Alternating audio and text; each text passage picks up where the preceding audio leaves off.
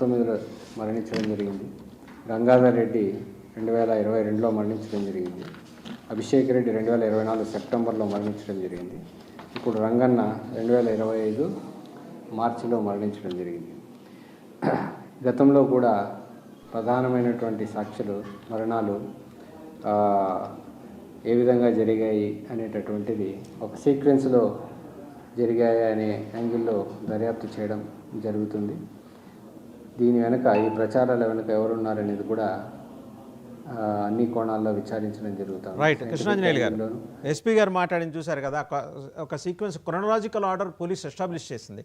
2019, 22, 24, 25 4 కూడా అనుమానాస్పద మరణాల కిందే పోలీస్ భావిస్తున్నారు. ఒక detail investigation is going on. అది వస్తానండి రఫీ గారు, మీ దగ్గరికి వస్తారు. కృష్ణాంజనేయులు గారు మాట్లాడతారు. వాసుదేవన్ గారు నమస్తే అండి. ప్యానల్ మెంబర్స్ అందరికి కూడా నమస్కారం. వివేకానంద రెడ్డి హత్య కేసుకు సంబంధించినటువంటి వ్యవహారము గత 5 ఏళ్ళు వైఎస్ఆర్ కాంగ్రెస్ పార్టీ ప్రభుత్వం ఉన్నప్పుడు ఆ 5 ఏళ్ల పాటు కేంద్రంలో అధికారంలో ఉన్నటువంటి బీజేపీకి సంబంధించి అక్కడ సిబిఐ విచారణ ఆ కేసులో ఎలా జరిగింది ఏంటి అనేటువంటిది మనం చూసాం. ఆ విషయంలో జగన్మోహన్ రెడ్డికి బీజేపీ సహకరించింది అనేటువంటి విధంగా తెలుగుదేశము, జనసేన అనేకమైనటువంటి ఆరోపణలు 5 ఏళ్ల పాటు చేశారు.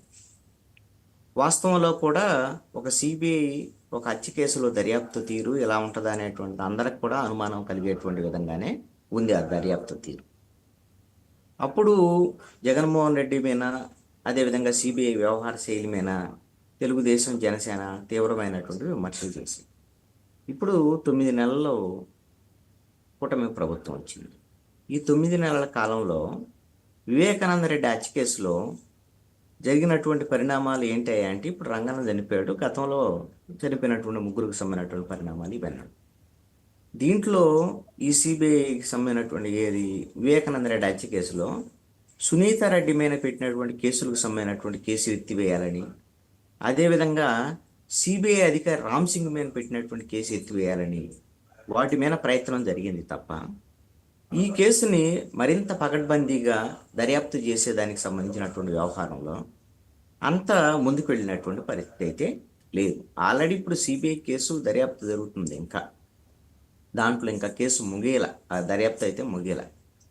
ఇప్పుడు ఆల్రెడీ కూటమి ప్రభుత్వం అక్కడ ఇక్కడ 2 చోట్ల డబుల్ ఇంజిన్ సర్కార్ ఉంది కాబట్టి గతంలో వైఎస్ఆర్ కాంగ్రెస్ పార్టీ ప్రభావం ఉంది సిబిఐ మీద అక్కడ ఉండేటువంటి బీజేపీ వల్ల అని అనుకుంటే, ఇప్పుడు కూటమి ప్రభుత్వం ఇక్కడ వచ్చింది, అక్కడ బీజేపీ వీళ్ళు చెప్పేటువంటి మాట వినేటువంటి పరిస్థితిలో ఉంది కాబట్టి దాని మీద ఒక ప్రయత్నం చేసి వాస్తవంగా ఎవరైతే నిందితులు ఉన్నారో వీళ్ళు చెప్పే ప్రకారంగా జగన్మోహన్ రెడ్డి దగ్గర నుంచి వాళ్ళ కుటుంబీకుల దగ్గర నుంచి అందరి మీద, అవినాష్ రెడ్డి వీళ్ళందరూ కూడా నిందితులుగానే ఉన్నారు ఆల్రెడీ. అవినాష్ రెడ్డి తండ్రి వీళ్ళందరూ కూడా ఆల్రెడీ ఆ కేసుల్లో వాళ్ళు బెయిల్ తీసుకొని ఉన్నటువంటి పరిస్థితులు.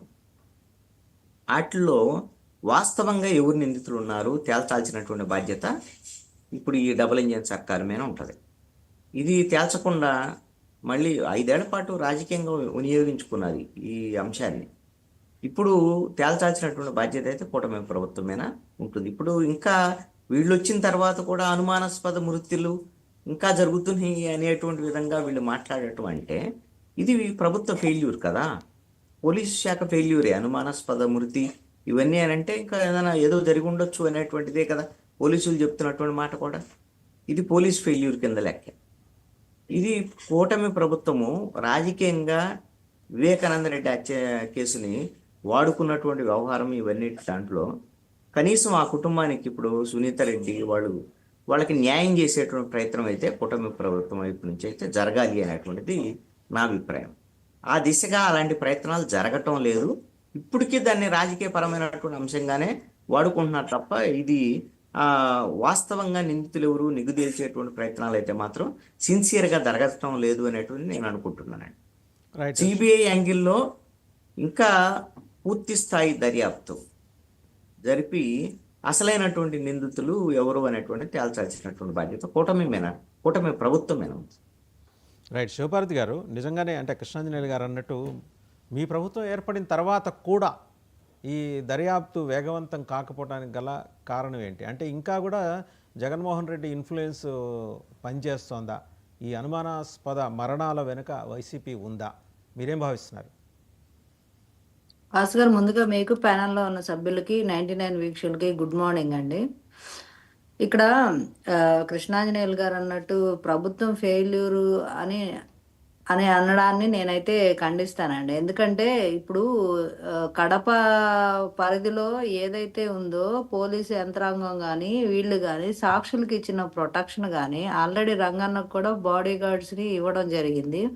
అలాగే ఎవరైతే దస్తగిరి అప్రూవల్గా మారారో అతనికి ప్రొటెక్షన్ ఇవ్వడం జరిగింది. ఇక ఎవరైతే ప్రధాన సాక్షులుగా ఉన్నారో వాళ్ళందరికీ ప్రొటెక్షన్ ఉంది. ఈవెన్ దో రంగన్న మృతి చెందాడు అంటే దానికి ముందు రీమ్స్ హాస్పిటల్కి ఏదో సంథింగ్ హాస్పిటల్ నేమ్ ఐడియా లేదు, అతన్ని తీసుకెళ్ళిన తర్వాత 2 రోజుల తర్వాత జరిగింది. అంటే అక్కడ